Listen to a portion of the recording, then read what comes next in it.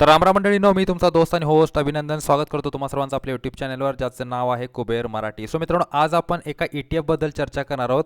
आता ह्याच्या अगोदर मी बऱ्याचशाच स्प्लिट आणि बोनसच्या अनाउन्समेंट्स मी तुमच्या पुढे घेऊन आलेलो आहे. पण ही पहिला असा माझा व्हिडिओ असेल ज्याच्यामध्ये ह्या ठिकाणी एक अनाउन्समेंट झालेली आहे, ज्याच्यामध्ये एका ETF ह्या ठिकाणी मित्रांनो स्प्लिट मिळतोय. आता हा जो ETF आहे तो मित्रांनो ETF कोणता आहे? निफ्टीचा हा ETF आहे, म्हणजे कोटक AMCचा हा ETF आहे, कोटक निफ्टी ETF. त्याच्यामध्ये स्प्लिटची अनाउन्समेंट या ठिकाणी झालेली आहे. आता स्प्लिटचे अनाउन्समेंट कधी झालेले आहे मित्रांनो? स्प्लिटचे अनाउन्समेंट झालेले आहे 17 फेब्रुवारी रोजी. ओके, आणि ह्याची जी एक्स डेट असणार आहे मित्रांनो 27 फेब्रुवारी. ओके, 27 फेब्रुवारी ह्याची एक्स डेट असणार आहे. म्हणजे 27 फेब्रुवारीच्या अगोदर जर हा तुमच्याकडे ETF असेल तर तुम्हाला ह्या स्प्लिटचा लाभ भेटणार आहे. आणि स्प्लिट का केला जातो? जनरली लिक्विडिटी वाढवण्यासाठी, त्याच्यामध्ये ट्रान्झॅक्शन वाढवावं, लोकांनी जास्त खरेदी विक्री करावी, ह्यासाठी मित्रांनो काय केला जातो? स्प्लिट अनाऊन्स केला जातो. आणि मित्रांनो, जे ETF असतात ते ETF इन्व्हेस्टमेंटच्या पॉईंट ऑफ व्ह्यूने अत्यंत सेफ असतात. ह्या अगोदर देखील बऱ्याचशाच वेळेला मी चर्चा केलेली आहे. कारण जो ETF आहे निफ्टीचा, त्याच्यामध्ये तुमची इन्व्हेस्टमेंट एका शेअरमध्ये होत नाही, तर तब्बल 50 शेअर्समध्ये तुमची काय होते मित्रांनो? इन्व्हेस्टमेंट होते. आणि अशा पद्धतीचे युनिट्स जे असतात ते तुम्ही बाय करू शकता. आता आपण बघूया की हा जो ETF आहे मित्रांनो, तो ETF कोणता आहे? सो मित्रांनो बघा, ह्या ETFचं नाव आहे कोटक निफ्टी 50 ETF. ओके, म्हणजे कोटक AMCचा हा मित्रांनो ETF आहे. 281 रुपये 80 पैसे सध्याचं करंट प्राईस आहे. आणि ETFचा रेशो किती असणार आहे मित्रांनो? ETFचा रेशो असणार आहे 10:1चा हा रेशो असणार आहे.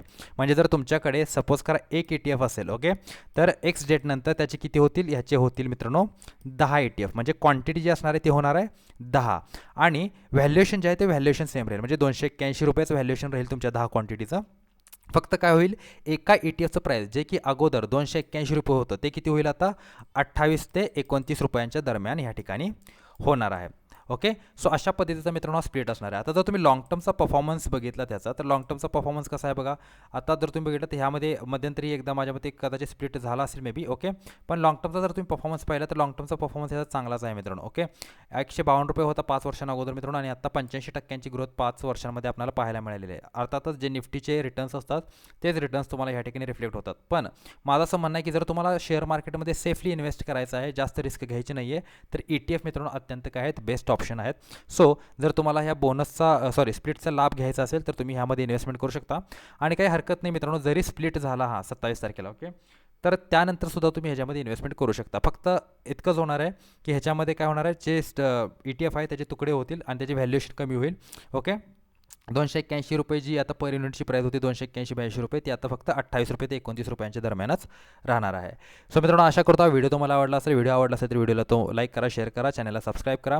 भेटतो पुढील व्हिडिओमध्ये. तोपर्यंत good bye, take care and a good time. Thank you very much all of you.